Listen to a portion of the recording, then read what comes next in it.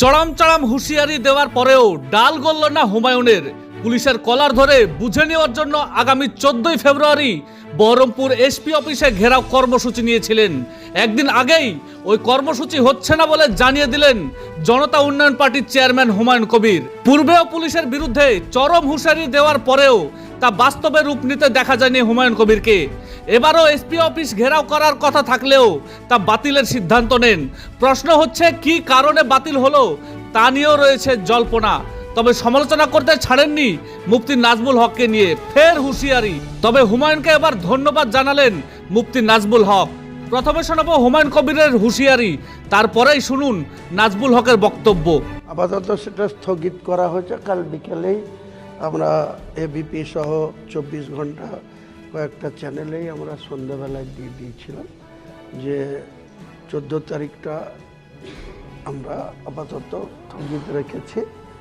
Police যদি সংযত আচরণ করে, যদি নিরপেক্ষ দৃষ্টিভঙ্গি বা 60-40 করে মানুষের প্রতি, তৃণমূলের হয়ে ন্যাকেটলি যে দালালি করছে বর্তমান এসপি, আমাদের কাছে তার ফুটেজ আছে।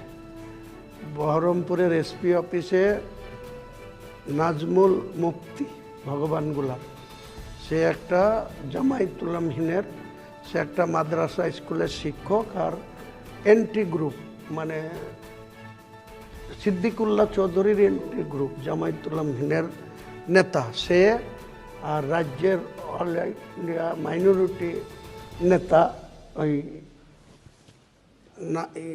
বিশ্বাস, ওর নাম নিজামুদ্দিন বিশ্বাস, সে আর আইপ্যাকের দুজন, আর এসপি আর এসপির আরও নিচের আধিকারিকরা কতক্ষণ মিটিং করেছে সে ফুটেজ আমার কাছে আছে। এটা কি পুলিশের কাজ যে তৃণমূলকে এইভাবে নাকেটলি সাপোর্ট দিবে?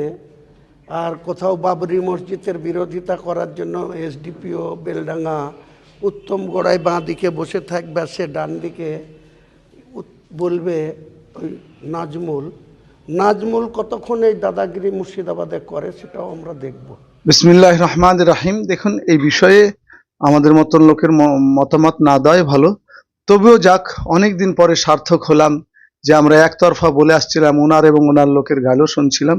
কিন্তু আজকে খুশিটা হলো এই জন্য যে প্রথমে তো ধন্যবাদ মাননীয় হুমায়ুন কবির সাহেবকে জানাবো যে তার এই অপসিদ্ধান্ত থেকে তিনি ফিরলেন এবং অন্তত তার সাইডে তার ফ্যান ফলোয়ার সাধারণ মানুষ যারা অত কিছু বোঝে না, তারা এই রকম কাজ থেকে বিরত থাকলো, বেঁচে গেল, জেলা বাঁচলো, আমাদের সম্প্রদায় কালিমা মুক্ত হলো।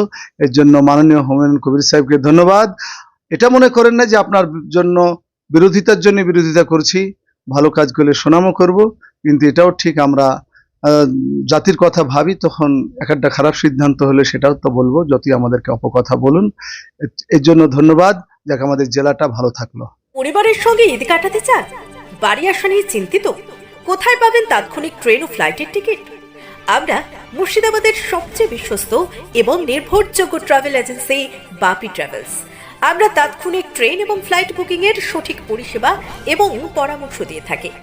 আমাদের অভিজ্ঞ টিম 24 ঘন্টা প্রতিটি ধাপে আপনার পাশে থাকবে। আপনার টিকিট বুকিং থেকে শুরু করে বোর্ডিং পাস, এমনকি এয়ারপোর্টে প্রবেশ পর্যন্ত। তাহলে আর দেরি না করে আপনার যাত্রাপথকে আগের চেয়ে আরও সহজ ও নিরাপদ করতে আজ যোগাযোগ করুন আমাদের সাথে। আমাদের ঠিকানা ডোমকল বাস স্ট্যান্ডের নিকট, মুর্শিদাবাদ। যোগাযোগ নাম্বার 9134343408 অথবা 9775750808।